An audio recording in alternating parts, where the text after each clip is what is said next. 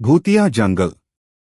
यह एक अमीर आदमी धन्ना सेठ की कहानी है जो कीमती पत्थरों को बेचने के लिए एक शहर से दूसरे शहर की यात्रा करता है। उनके साथ उनके नौकर रामू भी हैं, जिन पर उन्हें बहुत भरोसा है। एक बार ऐसा होता है कि वे रात में जंगल से यात्रा करने के लिए बाध्य होते हैं। यह स्थान भूत वन भूतिया जंगल के रूप में प्रसिद्ध है। दोनों बहुत डरते हैं क्योंकि वे उच्च मूल्य के कीमती पत्थर ले जाते हैं। वे इस जंगल की प्रतिष्ठा के अनुसार चोर और भूतों से डरते हैं। धन्ना सेठ और रामू रात में गहरे जंगल में हैं, बस रास्ता दिखाने के लिए लालटेन का साथ है। राम राम देवताओं का नाम लेते हैं, भूतों से सुरक्षा के लिए। गहरे जंगल में वे दूर एक प्रकाश देखते हैं।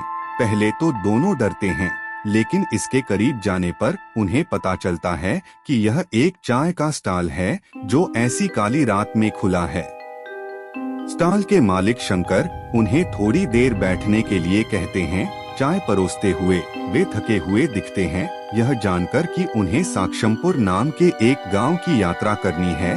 शंकर हैरान है, पूछता है कि आप कैसे भूतिया संक्रमित क्षेत्र को पार करेंगे, जो कुछ 2 किलोमीटर दूर है, अमावस्या की ऐसी रात में जब ये भूत सामान्य दिनों की तुलना में अधिक शक्तिशाली होते हैं। यह सुनकर धन्ना डर जाता है।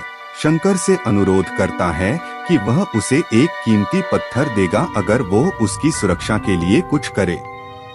शंकर अत्यधिक प्रसन्न होता है, उन्हें चाय देने के लिए कुछ समय इंतजार करने का सुझाव देते हैं।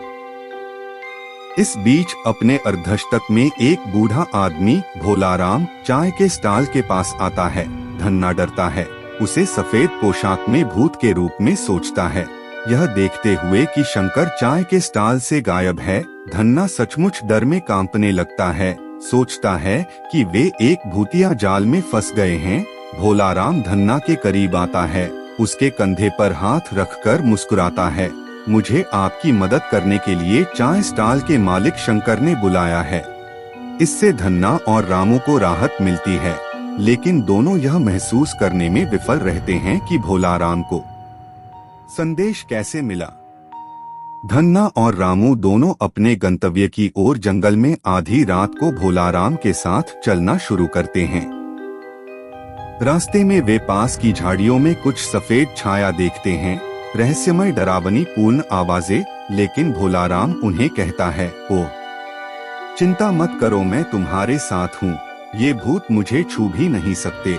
हंसता है, वे चलते रहते हैं।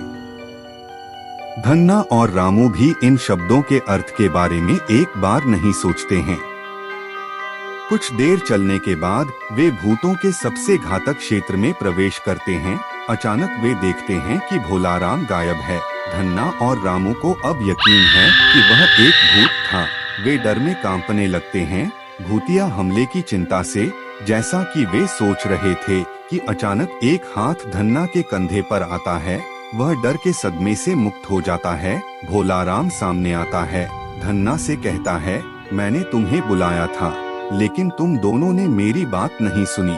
मैं पीछे रह गया मेरे टूटे हुए स्लीपरों के कारण, लेकिन अब ठीक है। धन्ना रामू दोनों को गहरी राहत मिलती है। वे भोलाराम को उनके समर्थन के लिए धन्यवाद देते हैं। अब गंतव्य दूर नहीं है, यह सुबह के करीब है। वे सभी गंतव्य तक पहुंचने वाले हैं। कुछ ही मिनटों में वे शांत प्रसाद के घर पहुंच जाते हैं, जो क्षेत्र का एक बूढ़ा बुद्धिमान व्यक्ति है। उन्हें देखकर वह बाहर आता है धन्ना का स्वागत करने के लिए। धन्ना शांता प्रसाद को देख मुस्कुराता है और भोलाराम का परिचय देता है। शांता प्रसाद किसी अन्य व्यक्ति को न देखकर काफी हैरान है और पूछता है, भोलाराम कहाँ है? धन्ना मुड़ता है, देखता है कि कोई व्यक्ति नहीं है, जैसे कि पतली हवा में चला गया। इससे जबरदस्त डर चिंता होती है। धन्ना के चेहरे पर यह देखकर शांति प्रसाद उसे बताता है कि भोलाराम अच्छी आत्मा है, हम उसकी कहानियों को जानते हैं। अगर वह आपके साथ नहीं होता तो आप दोनों भूतिया जंगल के भूतों द्वारा मारे जाते।